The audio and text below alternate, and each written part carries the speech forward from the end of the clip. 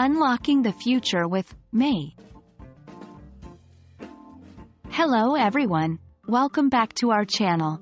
In today's video, we are going to talk about simple future tense with a special focus on using may. This auxiliary modal verb might seem simple, but it holds a lot of potential when it comes to expressing the future in English. In English, may is an auxiliary verb that we often use to talk about future possibilities.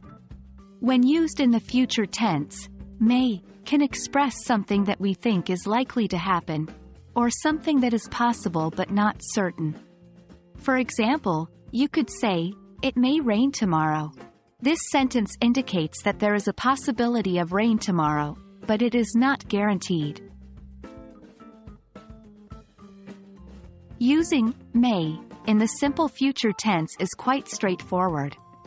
You start with a subject, follow it with may, and then add a base form of the verb. Here's the formula: subject plus may plus base verb. Let's see it in action with a few examples. She may travel to France next year. They may buy a new car soon. We may eat at that new restaurant tonight. Remember, in all these examples, the action is not certain.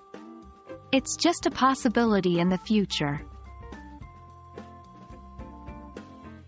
To make a sentence negative, you simply add not after may. For example, I may not go to the party. To ask a question, you switch the order of the subject and may. For instance, may I use your phone? Let's see a few more examples. Negative sentences. He may not pass the exam. They may not come to the meeting. Questions.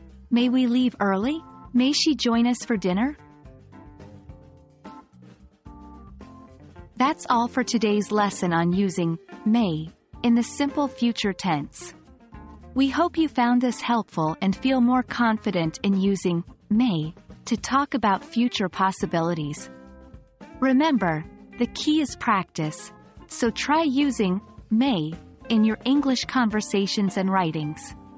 We'll see you in our next video where we'll continue to explore English grammar fundamentals. Happy learning!